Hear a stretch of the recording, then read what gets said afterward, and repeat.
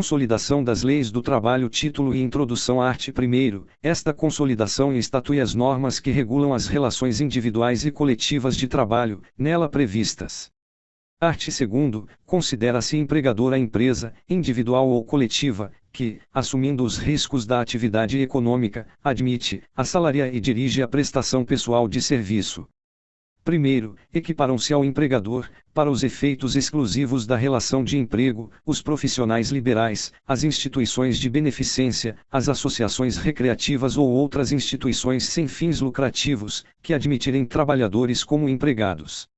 Segundo, sempre que uma ou mais empresas, tendo, embora, cada uma delas, personalidade jurídica própria, estiverem sob a direção, controle ou administração de outra, ou ainda quando, mesmo guardando cada uma sua autonomia, integrem grupo econômico, serão responsáveis solidariamente pelas obrigações decorrentes da relação de emprego.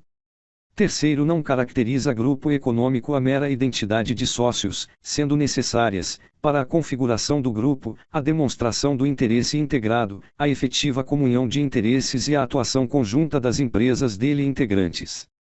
Art. 3º. Considera-se empregado toda pessoa física que prestar serviços de natureza não eventual a empregador, sob a dependência deste e mediante salário. Parágrafo único. Não haverá distinções relativas à espécie de emprego e à condição de trabalhador, nem entre o trabalho intelectual, técnico e manual. Art. 4º. Considera-se como de serviço efetivo o período em que o empregado esteja à disposição do empregador, aguardando ou executando ordens, salvo disposição especial expressamente consignada. Primeiro, computar-se-ão, na contagem de tempo de serviço, para efeito de indenização e estabilidade, os períodos em que o empregado estiver afastado do trabalho prestando serviço militar e por motivo de acidente do trabalho.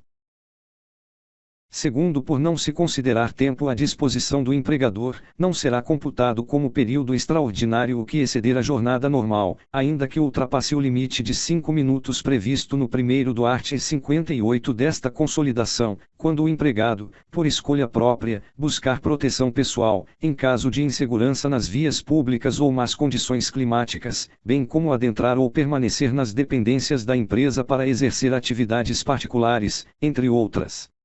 I. Práticas religiosas. Segunda, descanso. Terceira, lazer. Quarta, estudo. V. Alimentação. Sexta, atividades de relacionamento social. Sétima, higiene pessoal. Oitava, troca de roupa ou uniforme, quando não houver obrigatoriedade de realizar a troca na empresa. Art. 5º. A todo trabalho de igual valor corresponderá salário igual, sem distinção de sexo. Art. 6º. Não se distingue entre o trabalho realizado no estabelecimento do empregador, o executado no domicílio do empregado e o realizado à distância, desde que estejam caracterizados os pressupostos da relação de emprego.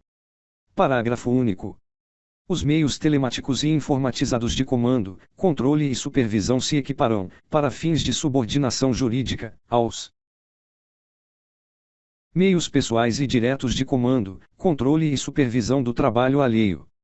Art. 7º. Os preceitos constantes da presente consolidação, salvo quando for em cada caso, expressamente determinado em contrário, não se aplicam, aos empregados domésticos, assim considerados, de um modo geral, os que prestam serviços de natureza não econômica à pessoa ou à família, no âmbito residencial destas, b. aos trabalhadores rurais, assim considerados aqueles que, exercendo funções diretamente ligadas à agricultura e à pecuária, não sejam empregados em atividades que, pelos métodos de execução dos respectivos trabalhos ou pela finalidade de suas operações, se classifiquem como industriais ou comerciais, c. aos funcionários públicos da União, dos Estados e dos municípios e aos respectivos extranumerários em serviço nas próprias repartições, d. aos servidores de autarquias paraestatais, desde que sujeitos a regime próprio de proteção ao trabalho que lhes assegure situação análoga à dos funcionários públicos.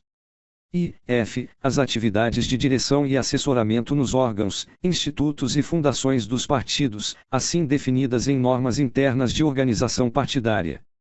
Parágrafo único. Art. 8º. As autoridades administrativas e a Justiça do Trabalho, na falta de disposições legais ou contratuais, decidirão, conforme o caso, pela jurisprudência, por analogia, por equidade e outros princípios e normas gerais de direito, principalmente do direito do trabalho, e, ainda, de acordo com os usos e costumes, o direito comparado, mas sempre de maneira que nenhum interesse de classe ou particular prevaleça sobre o interesse público. Primeiro, o direito comum será fonte subsidiária do direito do trabalho.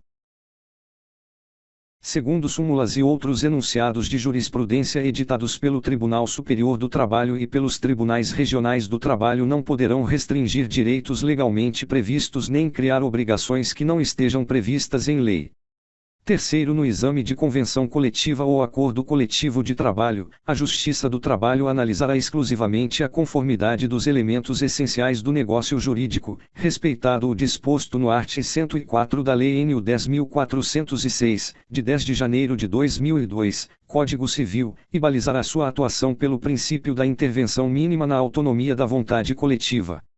Art. 9. Serão nulos de pleno direito os atos praticados com o objetivo de desvirtuar, impedir ou fraudar a aplicação dos preceitos contidos na presente consolidação. Art. 10. Qualquer alteração na estrutura jurídica da empresa não afetará os direitos adquiridos por seus empregados. Art. 10-A.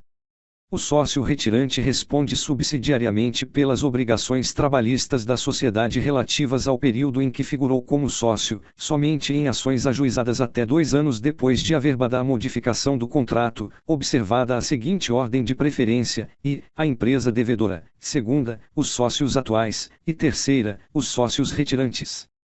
Parágrafo único. O sócio retirante responderá solidariamente com os demais quando ficar comprovada fraude na alteração societária decorrente da modificação do contrato. Art. 11. A pretensão quanto a créditos resultantes das relações de trabalho prescreve em 5 anos para os trabalhadores urbanos e rurais, até o limite de 2 anos após a extinção do contrato de trabalho. E, revogado. Segunda, revogado. Primeiro, o disposto neste artigo não se aplica às ações que tenham por objeto anotações para fins de prova junto à Previdência Social. Segundo, tratando-se de pretensão que envolva pedido de prestações sucessivas decorrente de alteração ou descumprimento do pactuado, a prescrição é total, exceto quando o direito à parcela esteja também assegurado por preceito de lei. Terceiro, a interrupção da prescrição somente ocorrerá pelo ajuizamento de reclamação trabalhista, mesmo que em juízo incompetente, ainda que venha a ser extinta sem resolução do mérito, produzindo efeitos apenas em relação aos pedidos idênticos. Art. 11-E. Ocorre a prescrição intercorrente no processo do trabalho no prazo de 2 anos. Primeiro, a fluência do prazo prescricional intercorrente inicia-se quando o exequente deixa de cumprir determinação judicial no curso da execução. Segundo, a declaração da prescrição intercorrente pode ser requerida ou declarada de ofício em qualquer grau de jurisdição. Art. 12. Os preceitos concernentes ao regime de seguro social são objeto de lei especial.